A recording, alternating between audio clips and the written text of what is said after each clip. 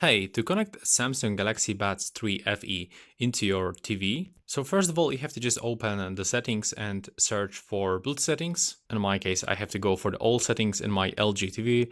It looks a little bit different. It actually depends on your TV model. I have to go for the connection and search for device connection settings.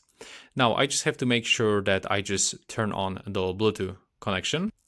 Now I have to open all Bluetooth list on my TV. And now all I have to do on my Galaxy Buds 3 FE, I have to click and hold that button on the bottom of the charging case and wait until this indicator on the front starts blinking in the three different colors. Now I have to release and keep that case open and take a look on that TV available devices. We have to be patient and basically wait until the device finds it. So I have to click search one more time. And also you have to make sure that you are currently not connected with some other devices like your phone, tablet, or PC. And here we are. You have to just select your Buds 3 FE by using your remote controller. And after a few seconds, as you can see, we are successfully connected with the Buds 3 FE. And that's pretty much it. Thanks for watching.